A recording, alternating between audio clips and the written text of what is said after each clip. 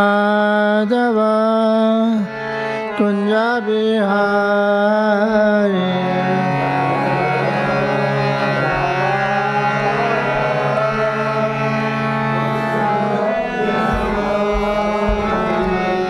Jaya Radha Madhava Kunja Bihari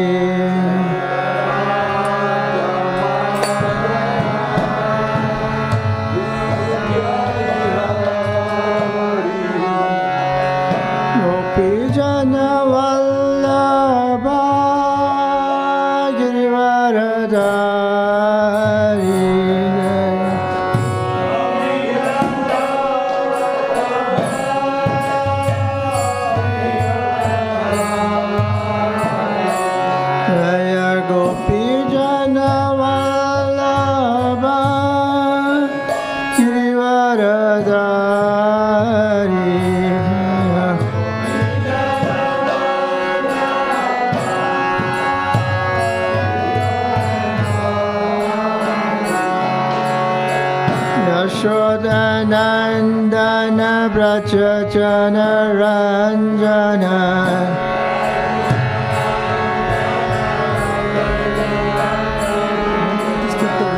Yashodanandana Brajajana Ranjana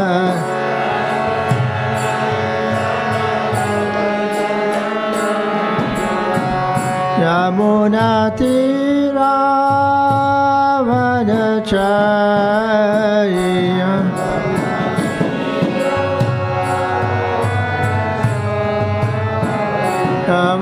Yamunatira Vanachaya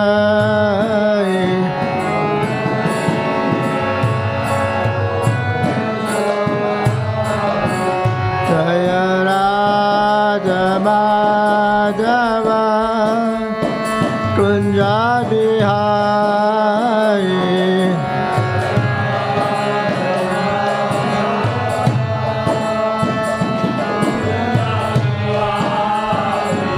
Jaya Radha Madhava Kunja Bihari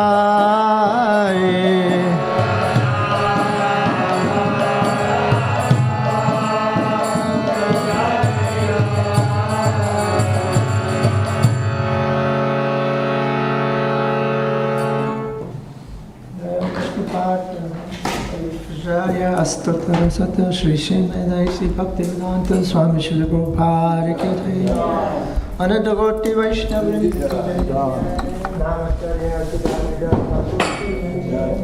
Prem Se Kaho Sri Krishna Chaitanya Prabhu Nityananda Sri Advaita Gadadhar Sri Vaswadi Gaur Bhaktivinoda Hare Krishna, Krishna Krishna, Hare Hare, Hare Rama, Rama Rama, Hare Hare.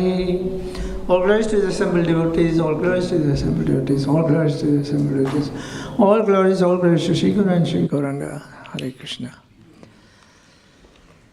So today's verse is from Srimad Bhagavatam, Canto 3, Chapter 7, text number 34.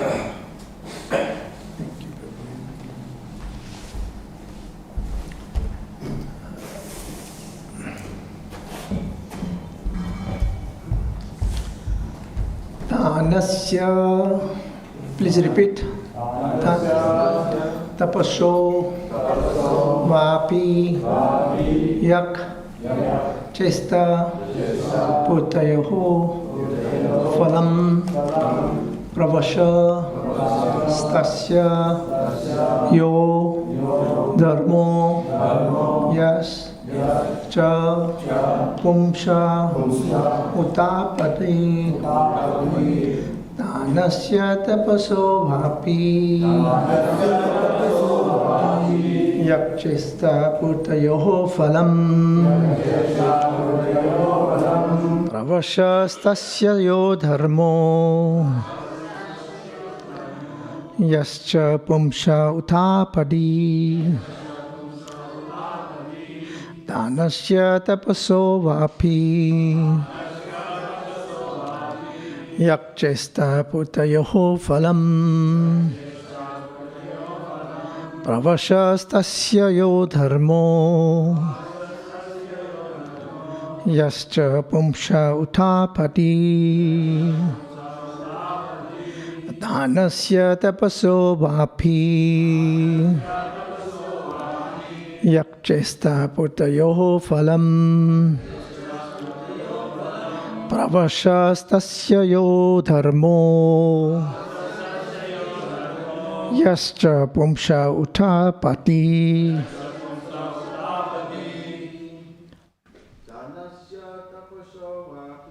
dhanasya tapaso vapi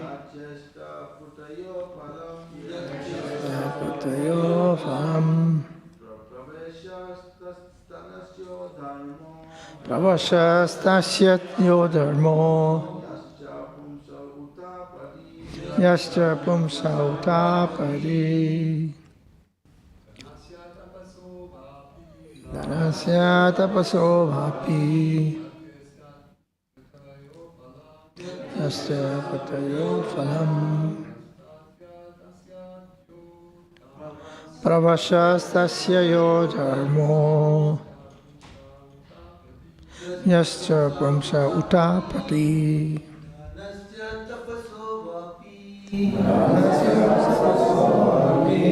yakchesta putayo phalam pravashastasya yo dharmo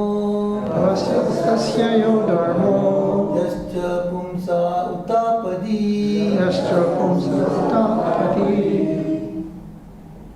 Mataji, please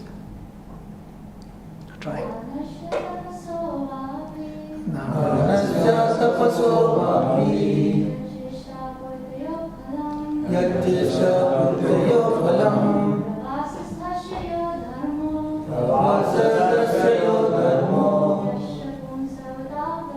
yascha pumsa utapati Dhanasya of charity, tapasa of penance, vapi lake, yat that which, cha and, ista endeavor, putayoho of reservoirs of water, phalam fruitive result, pravashastasya one who is away from home,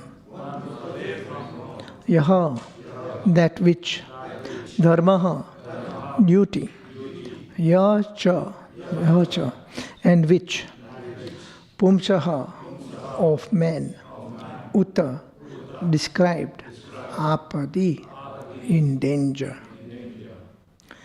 Translation. Please also describe the fruitive results of charity and penance and of digging reservoirs of water. Please describe the situation of persons who are away from home and also the duty of a man in an awkward position. Prabhupada, purport by His Divine Grace Srila Prabhupada. The digging of reservoirs of water for public use is a great work for charity. And retiring from family life after 50 years of age is a great act of penance performed by the sober human being. So let us repeat this together, the translation. Please also describe the fruitive results of charity and penance and of digging reservoirs of water. Please describe the situation of persons who are away from home and also the duty of a man in an awkward position.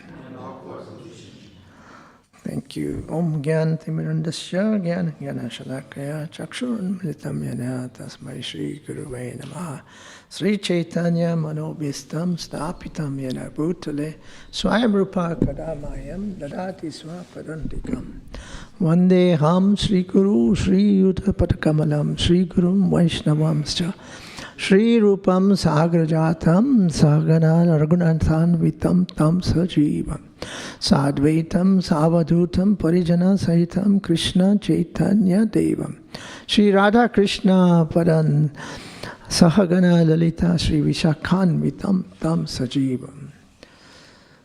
Hare Krishna.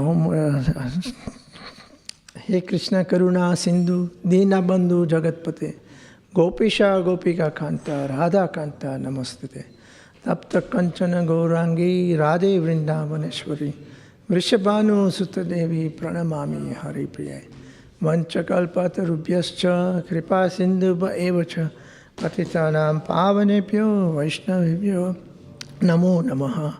Jai Shri Krishna Chaitanya Prabhu Nityananda Sri Advaita Gadadhara Srivasari Gaura Bhaktivedanta Hare Krishna Krishna Krishna Hare Hare Hare Rama Rama Rama Hare Hare.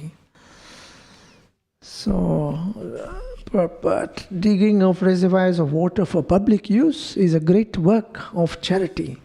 And retiring from family life after 50 years of age is a great act of penance performed by the sober human being. So, I have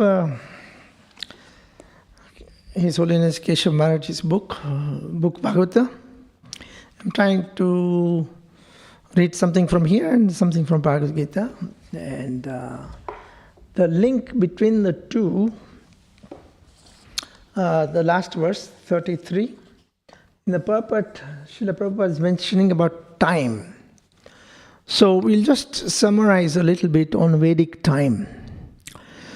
Maitreya outlined various measurements of time, from the smallest fraction of a second up to the duration of 1 year.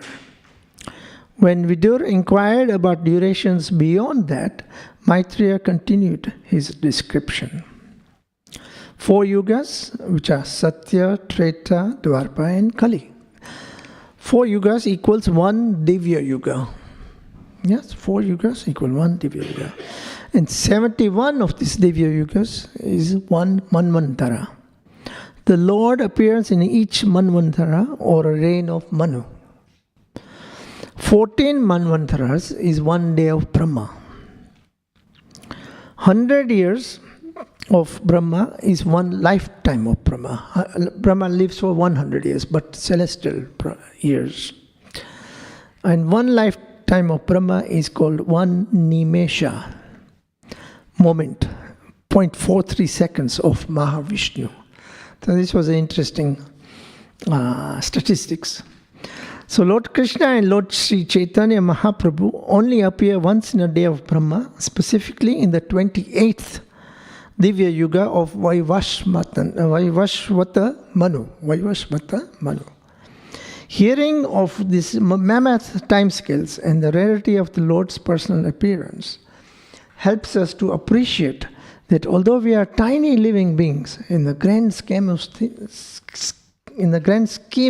of the cosmos, we are also extremely fortunate, because in this 28th Divya Yuga cycle, Lord Chaitanya Mahaprabhu appeared, and Lord Krishna. So I thought that was quite relevant to point out today. And then we will discuss a lot about Vanaprastha later on. But first, we've got some quotations about why digging wells and all this is good for the human society. And there are 2 charities which I would like to mention. Well, one is official charity. It's called Water Aid. And they're doing wonderful work in Africa, especially. And, the 2 pounds or whatever you raise, it goes actually towards digging wells.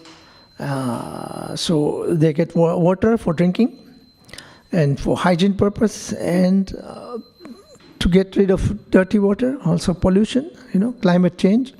So wells have to be dug for clean water and washing clothes, etc., etc.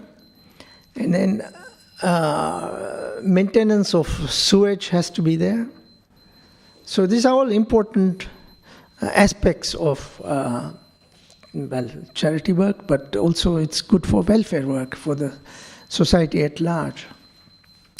Now, Nanda Maharaj actually mentions, and I will quote a verse.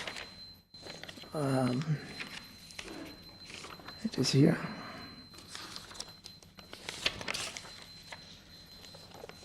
Nanda Maharaj says in 2.7, Srimad Bhagavatam, Canto 2.7 and 48th verse, he says it's very important to help the public by public roads, plant trees on both sides so they get some shade, and also oxygen is given by trees, it's very good, and wells for water.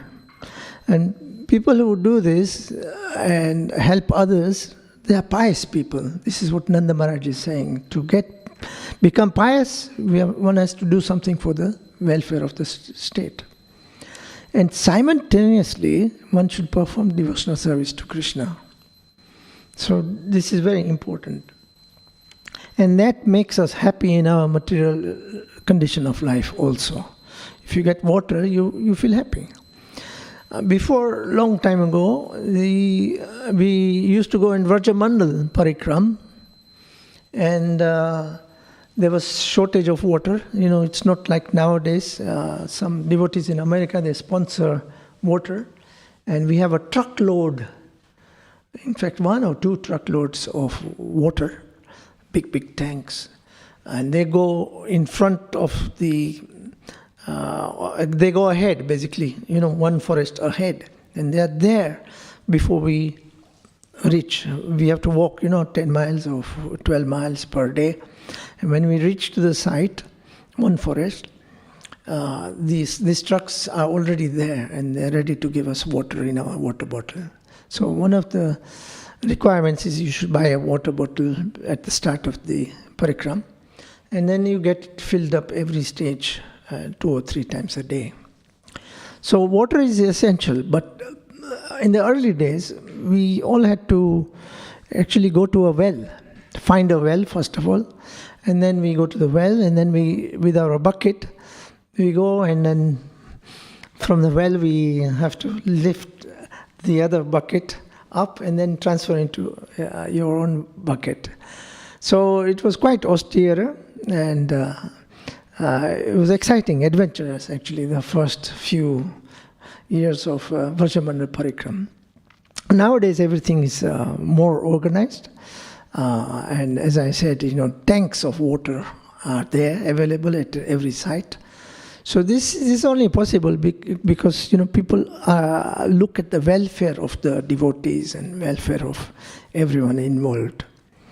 So it is a good thing to build reservoirs of water and wells. In our Rajkot temple, when we want to build the Rajkot temple, there was scarcity of water all round.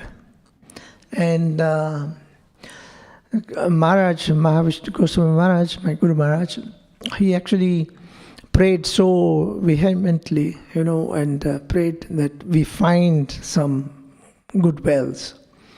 And luckily we found some well, and that helped in the building of the whole temple, Rajkot temple. It's now a very big, huge temple, marble temple, worth going to see. But the point is, water is needed everywhere.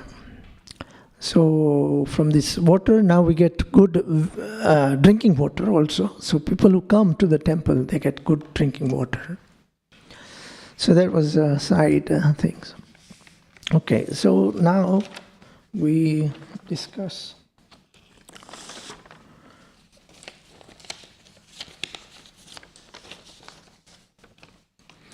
charity. Bhagavad Gita 17:20. Let's have a look at what Bhagavad Gita tells us. 17:20. Right at the back.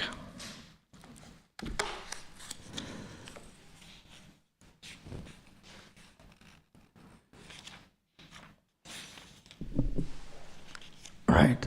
So charity,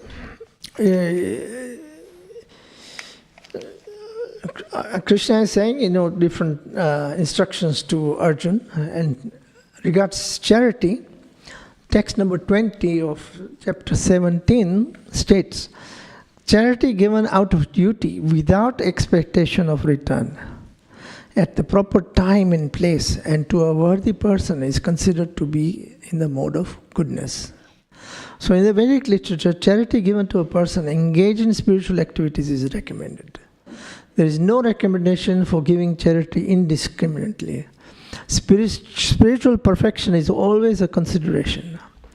Therefore, charity is recommended to be given at a place of pilgrimage and at lunar and solar eclipses or at the end of the month or to a qualified brahmana. Such charities should be given without consideration of return. So this is, people generally will do some work to get some pride, to get some recognition. Okay, I've done this. It should not be done like that. You're actually giving this water well or whatever for people, and you should not expect any results. Just do your job and leave the results to Krishna. And then, Srila Prabhupada in the purport to 23, he mentions later on, performance of charity, sacrifice and penance must be done in the mode of goodness. So he's emphasizing it must be done in the mode of goodness. So that's how charity should be performed. And I've talked about Nanda Maharaj because he said that if you do this work, you become pious.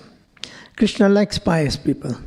So all the gopis of Vrindavan and all the residents of Vrindavan, they've accumulated tons and tons and tons of pious activities, and that is why they are personal associates of Krishna. Now we move on to the main subject, which is the vanaprastha, what one should do after 50 years of age. It's a great penance performed by the sober human being. So here, there's so many verses which help us from the Srimad Bhagavatam, and I'm in the beginning process of hopefully writing a book on vanaprastha, beginner's guide. Beginner's guide, vanaprastha in practice. So after 50 years, one should go in Vedic scriptures. It says 51. One means a forest. So after 50 or thereabouts, one should reduce attachment to material activities, and one should increase attachment to Krishna and spiritual activities. So this is the age, 50 is the age recommended in the Shastras to detach, start detaching. It's not a instant thing that you just move from grahastha ashram to vanaprastha quickly and then you move on later on to another level. But today I'm talking mainly about vanaprastha. And I'll tell a little bit of my story. My Guru Maharaj, Mahavishnu Goswami Maharaj, when I reached 50, this whole arrangement of Krishna through the Guru, exactly when I was 50, my Guru Maharaj told me, you should now devote your whole life to full-time service in Krishna consciousness. So now I'm 67, so about 17 years, for 17 years, I've been assisting His Grace Gadadhar Prabhu, because Maharaj instructed him or requested him to help me in the service. So His Grace, Gadadhar Prabhu always engages me in Pujari service. And there's so many activities in Pujari service. It's not always on the altar, but there's too much going on behind the scenes as well. So as you know, this Bhaktivedanta Manor is celebrating a festival almost every month. There's this festival or that festival. So we are fully engaged in service of Radha Gokulananda. So there is no break. And we normally used to stay right till almost 2 o'clock in the morning to set up the festival for the next day. So behind the scenes, there's a lot of service. And then people come in the morning and they see the beautiful decorations and Radha Gokulananda, and everyone's happy that Krishna is smiling. Krishna smiles when he's happy with the service of the devotees. So we are all fortunate that we get some chance to either come directly worship inside the altar or take worship from outside the altar. People are coming, thousands of people are coming. In the early days in Janmashtami, people were wondering, why am I not cold? Because everyone is in the winter coat and this and that, coming to the temple to take darshan. But I was then told by Kedara Prabhu to dish out, serve, the Abhishek, the Charanamrit. So in the cold, I was there and serving every guest who came for Janmashtami.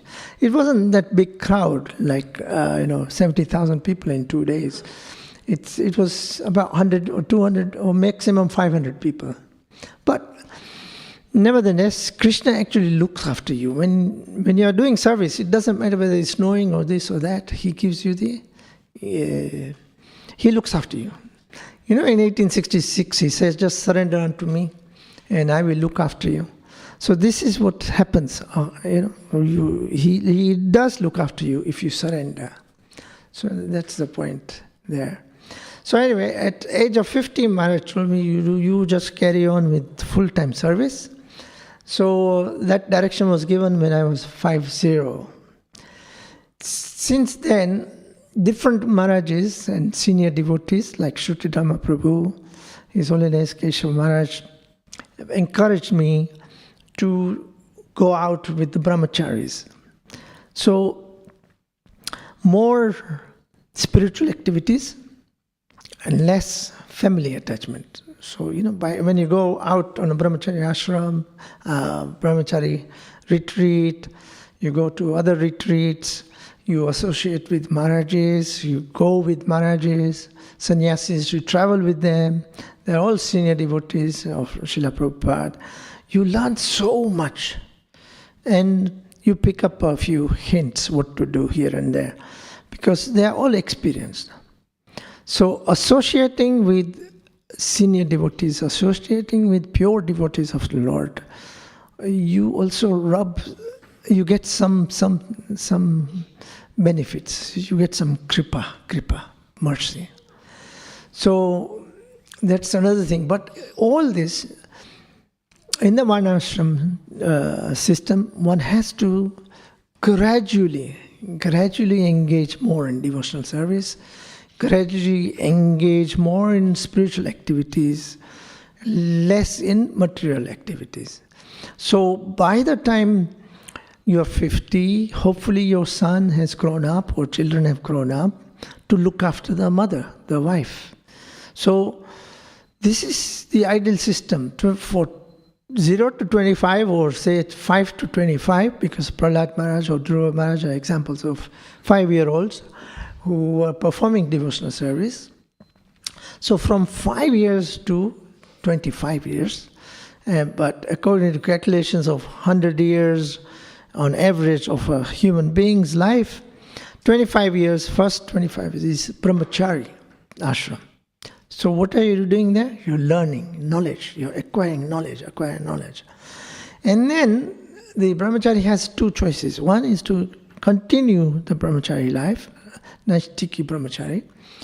2 is to enter grahastha ashram. So all that training and knowledge can be applied in the Grahastha ashram. So in the Grahastha ashram, they are allowed to marry and produce children. So the idea of producing children is to make them Krishna conscious. That is the idea.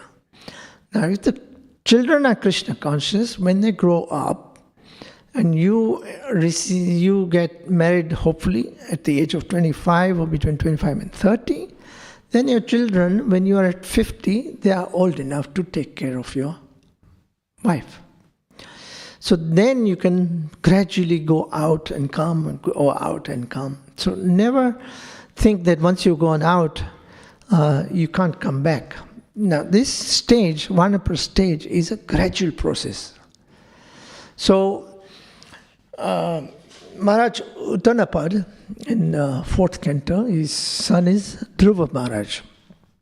So you all know Dhruva Maharaj at the age of 5, he left. Why did he leave? To gain spiritual advancement. His mother told him that Krishna is there in the forest. So she went to find Krishna. And then you cannot find Krishna directly. You have to approach a spiritual master. So that in our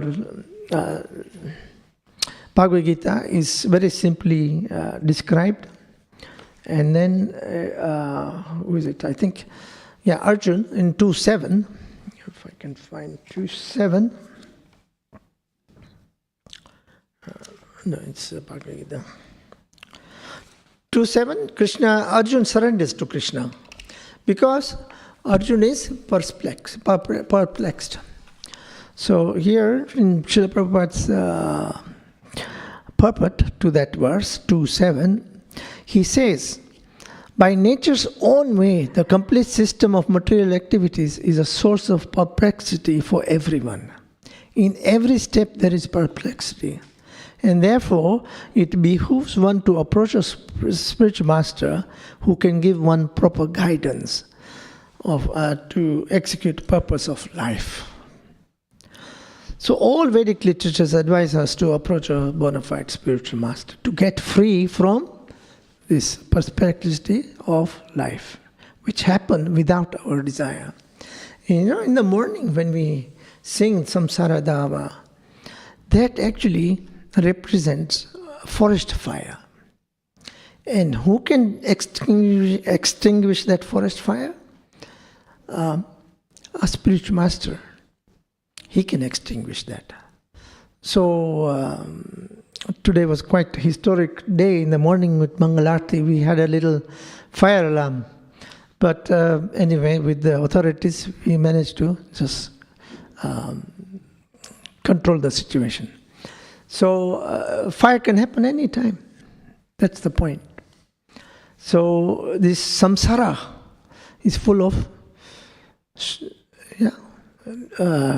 material desires, and we think of this and this and this. There is no peace. There is no peace.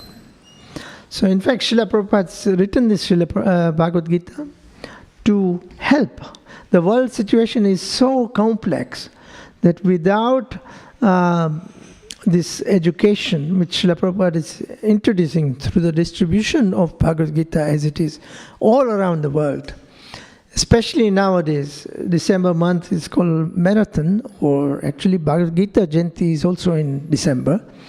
But to distribute Srila Prabhupada's books, especially Bhagavad Gita as it is a wonderful gift. It's the best charity. We're talking about charity for, digging wells. But better than any of this is to relieve a person from 4 defects. What is that?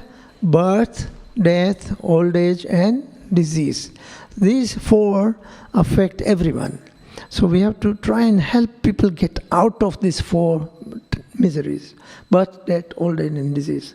And the only way possible is by reading Bhagavatam, Bhagavad Gita, in association of devotees and following the process of devotional service.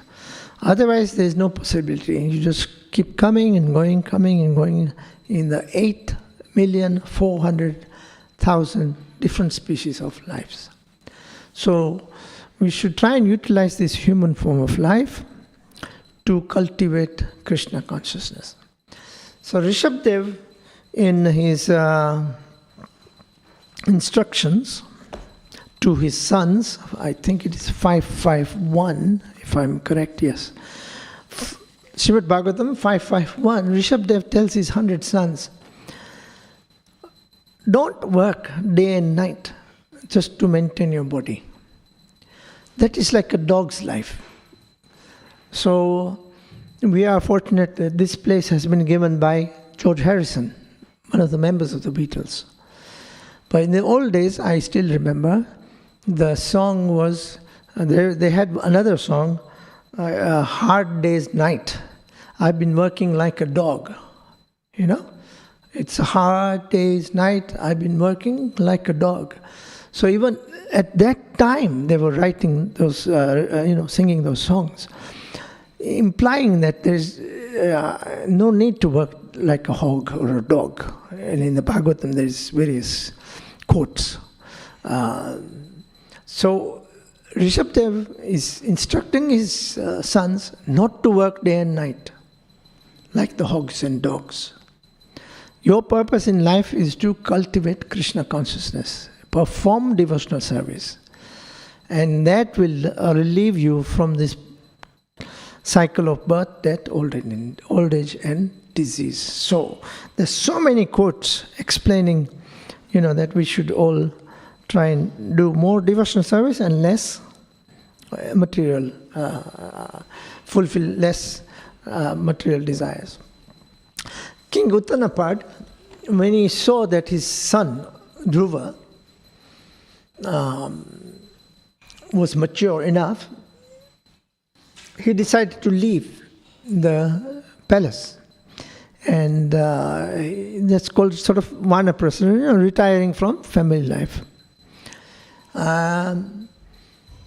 So he didn't worry about getting Dhruva Maharaj married first.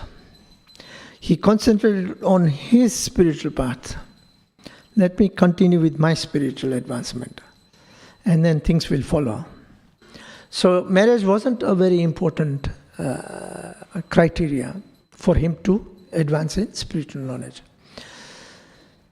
But later on, he also was very happy to see his son married. So that's a normal Vedic custom, that you want to get your children married. In case of Kadama Muni, he is the son of Lord Brahma. And he was a very, very advanced sage, always meditating on Krishna, pure devotee of Krishna, and Brahman. And he was meditating because Brahma said, now you should try and find a partner. So he actually meditated for 100 years. Was it 10,000? No, in the book it says, anyway, 10,000 years or 100 years, or it was quite a long time. So he meditated, and then Lord Brahma was pleased, and then he said, right, now is the time you can get married. So then he approaches Swayambhuva Manu, his other son, and his daughter is Devahuti. So Krishna actually is helping Devahuti to find a right partner, and Brahma is choosing the girl, So his son, Kadama Muni, is getting married to Devahuti through Krishna's interference. So it's a wonderful arrangement. But anyway, when they serve each other, Devahuti is a very beautiful princess. She lost all her beauty, etc. But she was just serving Kadama Muni. And they had 9 daughters. All those 9 daughters were married to different sages. And then Kadama Muni said, right, I'm leaving. But Devahuti said, no. Who will look after me? So then they decide, okay, Kadamba Muni says, the next child will be a son who is actually Krishna himself, a partial incarnation of Krishna, Kapil Dev. So anyway, they get a child who is Krishna, incarnation of Krishna. But then Kadamba Muni is told by Krishna, by Kapil Muni, that, okay, now you can go, but remember, the lotus feet. Remember my lotus feet. So, Kadamba Muni goes out into the forest and performing devotional service. So, even though Krishna is in the home of Kadamba Muni's house, he didn't decide to stay there because there's a higher aim. The higher aim and to teach other people is to leave the home at a certain age and perform devotional service. And that is called vanaprastha. So that is a wonderful example. But there, Krishna actually appeared in their family because Krishna saw how much devotion Kadamba Muni was performing and how much devotion Devahuti was performing. So that is the lesson to learn, that if the wife actually serves the husband who is serving Krishna, then everything is fine. And then later on, if there is a grown-up son, then the mother is looked after. So women in the Vedic custom, tradition, before they are married, they are looked after by their father. And then after marriage, they are looked after by the husband. And then when they are grown up, they are looked after by the children, grown-up children. Usually it's the son, because the girls, the daughters are married and they have no protection.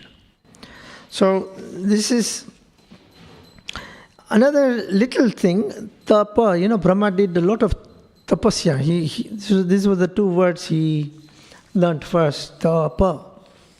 And he did, again, austerities for thousands of years. But the opposite, which I learned only recently, pa-ta, it means water. So I didn't know that until I did some research. So we have to do some austerity. And as I said, in Vrajamandal, you get this one bucket of water. And then you have to do everything, in the morning. So included in that one bucket of water, you have to have a shower and have a bath. And His Holiness Radharaman Maharaj, he told me about 10 years ago, when he was staying just briefly at our home, he said, "Oh, you have continuous water in the shower. Not one bucket. You have continuous water. You're just showering and showering." But in India, we're just satisfied with one bucket. And he knows that I was with Maharaj in the early days. So we only get one bucket of water, and that's it. That's enough to have a bath. So anyway, those were the early days. So austerity. In the morning, one should try and get a cold shower, take a cold shower, because then that will actually give you a good start in the whole day. But we are now used to hot water, so everyone without hot water will wonder, how am I going to get an early shower, this early in the morning. So okay, unless you are not well or very elderly, or it might affect your health, then one should seriously take a cold shower rather than a hot shower. So that's the instructions from Maharaji's, but very few people follow, which is understandable also.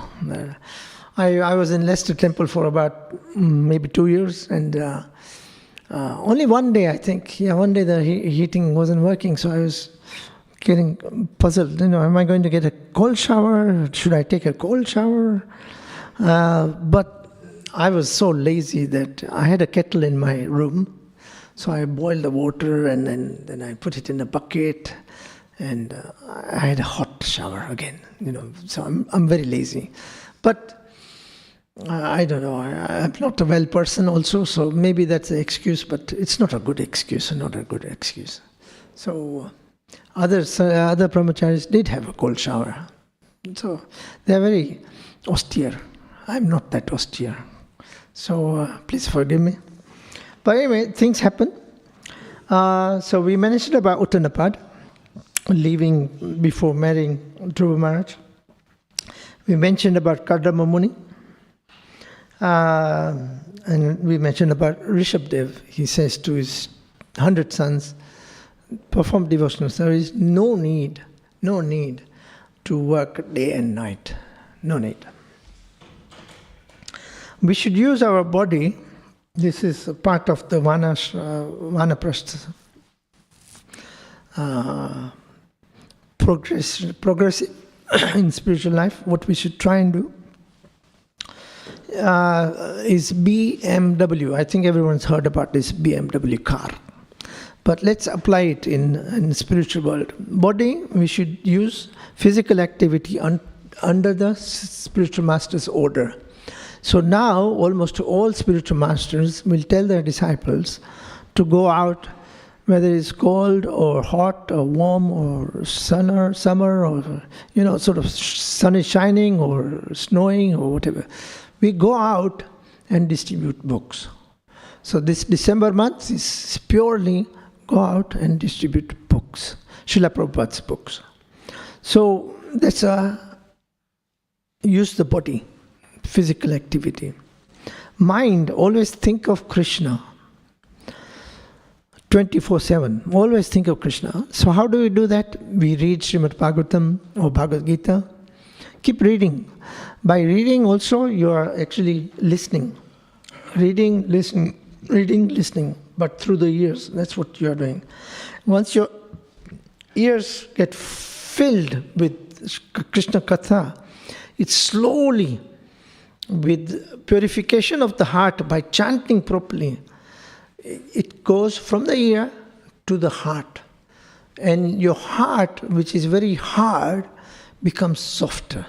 And then you have compassion for the forgotten souls and conditioned souls. So here, especially now, we are trying to distribute Bhagavad Gita to everyone we meet on the streets. We, out of this compassion which Srila Prabhupada had, he's written this Bhagavad Gita as it is. Yeah? Bhagavad Gita as it is. He's been translating and sacrificing his sleep. He only slept for 2 hours while he was here in the manor. Only 2 hours he sleeps. Rest of the time he is translating. So we should help Srila Prabhupada, and he says he's so happy with people who distribute his books. So we should, help that. And the words preaching, the mind, body, mind and words. Words, we should glorify Krishna everywhere. And that's exactly what we are trying to do. We have to glorify Krishna everywhere. So I'm going to stop there. I think time is up. If there's any questions, burning questions, please ask me, or comments, please tell me. Thank you very much. Thank you. Srimad Bhagavatam. Hare Krishna. Hare Krishna. You had a question, I put to you later. Okay, no problem. 50 this year. Okay. Shyam Sundar Prabhu ki jai. He's turning 50. So he's another example of a devotee who will try and increase his spiritual activities and reduce material activities. And I heard recently that the BMF is also engaging him in serving Radha Gokulananda. So that's a good start. That's a good start. Any other comments, questions, please? Anything?